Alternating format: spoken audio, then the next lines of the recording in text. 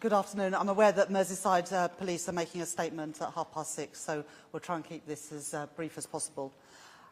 3 weeks ago, I stood in this room warning that this new government faced the legacy of 14 years of chaos and economic irresponsibility, that we would have to take difficult decisions to fix the foundations of our economy and begin to rebuild Britain.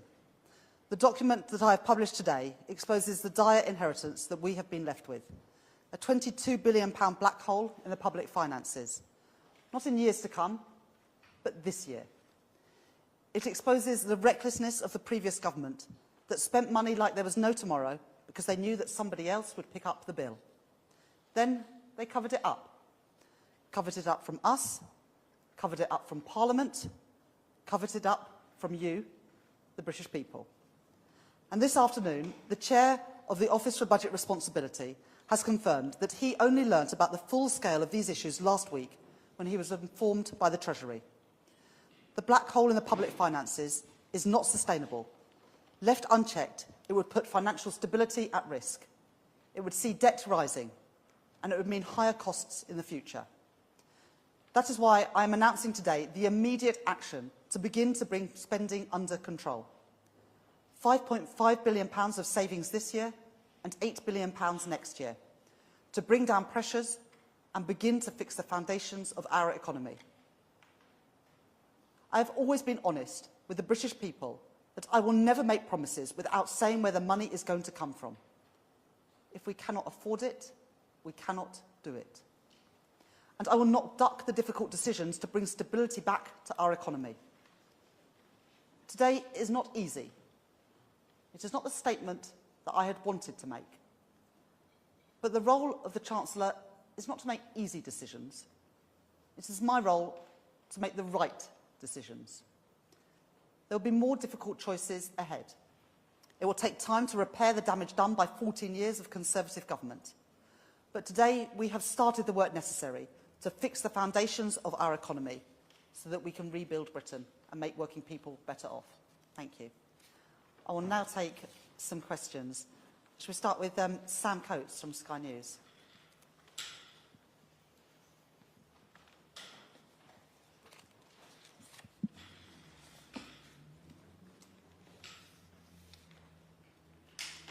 Thank you, Chancellor.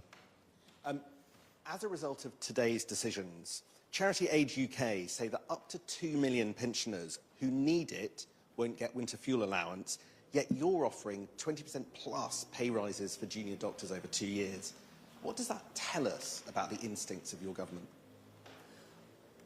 Well, first of all, the costs of not settling the pay dispute has real costs as well. The Treasury estimate that last year alone, the cost of industrial action in our National Health Service cost the economy £1.7 billion, and 1.4 million appointments didn't go ahead. That affects everybody in society, but perhaps the oldest members of our society affected the most. So I think it's the right decision to resolve that industrial action, and I hope that the junior doctors vote to support the recommendation made by the British Medical Association. And I thank Wes Streeting and his team for being able, within 3 weeks, to, I hope, bring a close to this dispute, which has cost our economy billions of pounds and has costed people their health and their well-being. So I think this is the right decision. But I also understand why Age UK are disappointed.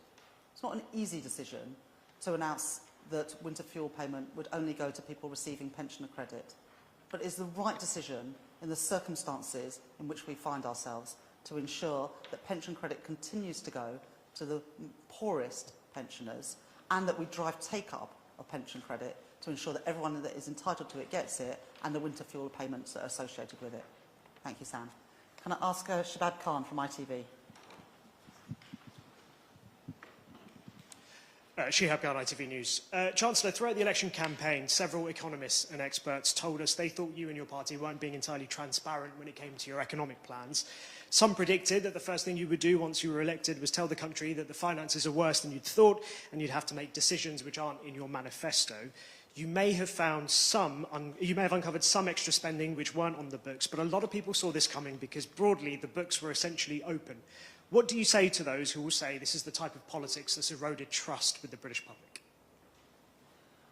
What I've done today is provided an honest, transparent and truthful assessment of our public finances. And this information that I'm publishing today was not available before the election. I'll just read to you a little bit of the letter from the Chair of the Office of Budget Responsibility today. He said, "We were made aware of the extent of these pressures at a meeting with the Treasury last week." It goes on to say, "If a significant fraction of these pressures is ultimately accommodated through higher spending, this would constitute one of the largest year-ahead overspends against Dell forecasts outside of the pandemic years."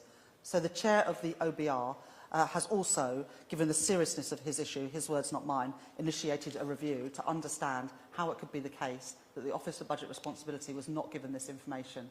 In addition, the Institute of Fiscal Studies has said today that it was not known before the election, not known before the publication of this audit today about the overspends in the asylum system. This is new information that I was publishing today, new information that we were not talking about during the election campaign, because the only people who knew this information was the previous government, and they covered it up from the British people.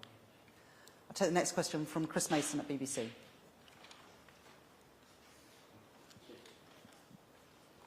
Thanks very much. Chris Mason, BBC News. Chancellor, you said today that in the budget in October you'll have to take difficult decisions on benefits, spending and tax. Can you be straight with people tonight and say that you will be putting up taxes for some in the autumn?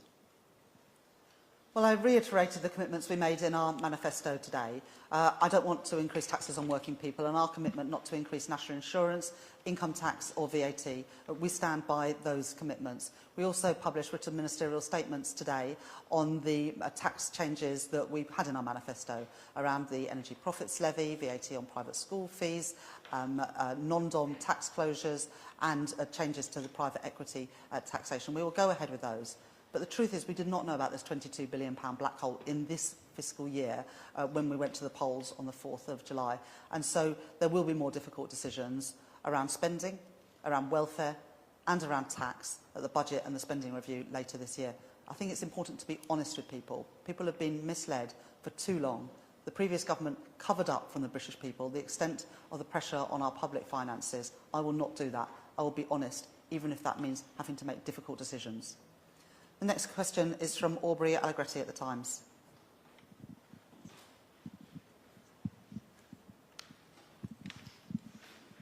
Good evening, Chancellor. Aubrey Allegretti from The Times.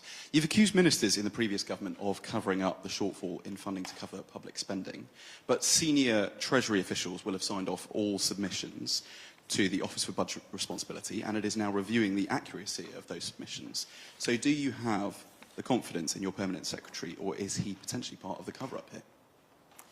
In the end, civil servants advise and ministers decide. And ministers made decisions to sign off spending without any idea of how it was going to be paid for.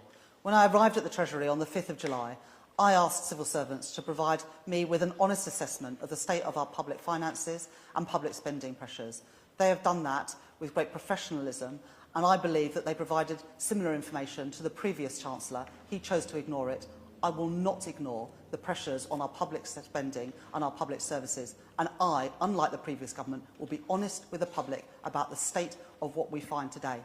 And I find it incredibly disrespectful that we now have Conservative previous cabinet ministers trying to pass the blame for their mistakes and their cover-up onto professional civil servants. I won't have it. I have huge respect for the civil servants in this institution who have worked incredibly hard the last 3 weeks to provide the accurate information that I presented to Parliament today. Next question is from Jason Groves at the Daily Mail. Thanks, Chancellor. Do you really think pensioners on £1,000 a month can afford to tighten their belts or turn their heating down? I mean, you've found billions of pounds more for public sector pay today. Why are you picking on pensioners? These are not the decisions I wanted to make, but in the circumstances that I find myself in, these are the fair and the right decisions to make. We are protecting pension credit for protecting winter fuel payments for people on pension credit. And as you rightly say, as a single pensioner, you get just under £12,000 on pension credit, and as a pensioner couple, it's just under £18,000. But we needed to find in-year savings, and this saves £1.5 billion a year. We will also be working with the Department for Work and Pensions, with local authorities and with older people's charities to boost take-up of universal credit, as well as merging the housing benefit and pension credit system to ensure that more people get pension credit when they're entitled to it. The next question is from Sam Fleming at the Financial Times. Thanks very much. Good evening, Chancellor. In light of what you now know as a result of this review, do you think the last government was irresponsible in reducing national insurance contributions in November and in March, and would you consider as a result reversing them? And in terms of the upward spending pressures that you've announced today, how much of this is an ongoing issue beyond just the current fiscal year? How much of this will carry forward? Thank you. I do think that the previous government were dishonest when they made those changes to national insurance. But we had a commitment in our manifesto not to increase taxes on working people. We made specific commitments around income tax, national insurance and VAT. And this may come as a surprise to some people, but unlike previous governments, we plan to stick by what was in our manifesto, and we will not balance the books on the backs of hard-working people and hard-working taxpayers. So we stick by those commitments in our manifesto. But Sam, you are absolutely right that these spending pressures this year are unlikely to go away anytime soon. So the £22 billion black hole is not just for this year, which is why the cuts and the spending savings that we announced today will also continue into subsequent years. Next question is from Jack Elson at The Sun. Thank you, Chancellor. Jack Elson from The Sun. Can I just follow on from Chris's point about tax? You've obviously today announced your budget for October 30th, one day before Halloween. How scared should Brits be about potential tax rises? And you won't say today what those tax rises will be. Should they start saving for them? Thank you very much for that question, Jack. We stand by the commitments in our manifesto. We won't be increasing income tax, national insurance or VAT. Working people have already seen the tax burden rise to the highest level in 70 years. But the state of the inheritance that we face does require difficult decisions. We made some very difficult decisions today around the new hospitals programme and around winter fuel payments. But today we've closed £5.5 billion of a £22 billion in-year gap. And as Sam Fleming from the Financial Times highlights, these pressures continue into future years. So we'll have to make difficult decisions at the budget, but we will do that with a full Office for Budget Responsibility forecast, so we can make those decisions in the round, along with the first part of a multi-year spending review. Sophie from The Mirror. Hi, Chancellor. Sophie Huskinson from The Mirror. After agreeing a more than 20% pay rise for junior doctors, what do you say to ambulance workers and other NHS staff who say, we deserve the same amount too? Well, the truth is, industrial action in our National Health Service cost £1.7 billion last year. That's just in the National Health Service. Of course, other parts of the economy have also been affected by industrial action. We have, in 3 weeks, the Health Secretary, Wes Streeting, has in 3 weeks done what previous numerous health secretaries failed to do in months and months, which is to meet with the junior doctors and come to an agreement. And this agreement will mean that, unlike last year, when 1.4 million appointments were cancelled, we'll be able to get on and reduce the waiting lists. That is really important. But beyond that, we have also accepted all of the recommendations of the independent pay review bodies for all workers covered by pay review bodies in the National Health Service. Xu Ping Chang from The Telegraph. Hi, Sue Chan from The Telegraph. What is your definition of a working person, please? And since you've committed just now to not raise taxes again on working people, can pensioners expect another tax hit in the autumn? Well, we don't want to increase taxes, but we are in a position where there is a £22 billion gap between the money that the previous government was spending and what they had budgeted for. And so we are going to have to make difficult decisions. We've made some of them today. A working person is somebody who goes out to work for their income. That is why we're saying, it said in our manifesto, and I repeat it again from the dispatch box today, we're not going to be increasing income tax, national insurance or VAT. But there will be difficult decisions in the budget. That is a matter, that is something that the previous government is responsible for, because they have left this black hole that we have to fill. Because not taking action is not an option.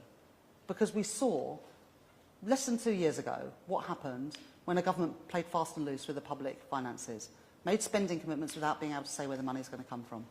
What we got was massive increases in interest rates and mortgage rates, and it was ordinary working people and pensioners that paid the price for that. I will not repeat those mistakes. I will fix this mess.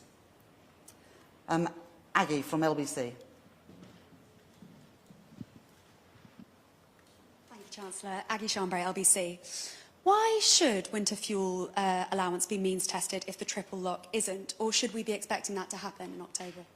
Now, I repeated from the dispatch box today our commitment to the triple lock. That was in our manifesto, and we will stand by the commitments in our manifesto. I'll take a couple more questions. Andy from Channel 5 News. Thank you, Chancellor. Andy Bell, 5 News. Your whole economic strategy is based on growth. Haven't you taken decisions today or set in motion reviews that will cut back on projects that are specifically designed to improve the infrastructure, the growth prospects for the UK? Aren't you guilty of what previous governments have done, finding a short-term fix when what we need is some strategic thinking? Andy, there is nothing pro-growth about abandoning a commitment to sound money. There's nothing pro-growth about making commitments to do things when the money simply is not there. If we cannot afford it, we cannot do it. That is quite simple economics. It doesn't seem to be that simple to the party opposite, but it makes sense and it's the right thing to do. These are not easy decisions today, but they're the right decisions. But in just the first 3 weeks of this government, we have done more to reform the planning system in the first 3 days of this government than the previous government did in 14 years. We've created a National Wealth Fund to crowd in billions of pounds of private investment into some of the industries of the future. We've unlocked our pension system to get private sector investment into start-up, scale-up businesses and into infrastructure. We've set up Skills England to ensure that businesses have the skills that they need to succeed. And we're merging the Job Centre with the National Careers Service to ensure that everybody who can work does work. Those are the pro-growth policies that this government is pursuing, because in the end, the only way out of this doom loop of high taxes and poor public services is to grow the economy, and that is what I'm absolutely determined to do. Yeah. Thank you, Chancellor. Kate McCann at Times Radio. You've pledged, or you've promised today, to save £800 million on the hotel spend for asylum seekers. Could you just explain to people how you believe you can do that? How quickly can you move people out? How many hotels? And will that mean that people are returned? Can you guarantee that councils won't pick up the tab? And you mentioned earlier that the previous Chancellor was given the same information that you had, that you've published today. Are you saying that he had it, didn't publish it, had exactly what you had? Can you give us a bit more info on that? Thank you. First of all, on the issue of asylum, there is a £6.4 billion difference between the money that the government committed and the money that was actually being spent this year. We believe that we can save £800 million by cancelling the Rwanda scheme and by processing asylum claims. That is the difference that we will make to get down these extraordinary spending pressures that Paul Johnson at the IFS say today that is new information. In terms of what the Chancellor knew, the Chancellor and the former Chancellor and the former Prime Minister knew when they were making commitments that there was not the money there to do that. Let's just take one example. At the Conservative Party conference last year, the previous Prime Minister announced the Advanced British Standard. This was his flagship policy, and he set aside not a single penny of money to fund it. So we've cancelled it today, because if we cannot afford it, we cannot do it. I'll take one final question. Yeah. Ellen Milligan from Bloomberg. Why not wait longer for a spending review to give your growth plan a chance? And did you brief the Bank of England about your plans, since the public sector pay increases may be inflationary? Thanks. We couldn't wait. You can't know these things and not tell the British public. That would be to be guilty of the same thing that we're accusing the Conservatives of covering up the true state of our public finances and public spending pressure. So when I arrived at the Treasury on the 5th of July, I asked the Treasury officials to do a full audit of those pressures. That work has now concluded, and I presented it at the first opportunity to the House of Commons, because that is the right and proper thing to do. We have now started the process of an independent forecast from the Office for Budget Responsibility ahead of a budget and a first part of a spending review on the 30th of October. I will not conceal information from the British public, and I will not conceal information from financial markets. That would be a very bad way to conduct government. And yes, I have spoken over the course of the last few days to the Office for Budget Responsibility, the International Monetary Fund and the Bank of England. Let me just make this point about the public sector pay announcements today. the public sector pay announcements are in line with private sector wage settlements. So I do not believe that these are inflationary. Thank you very much. I'll have to leave it there. Thank you.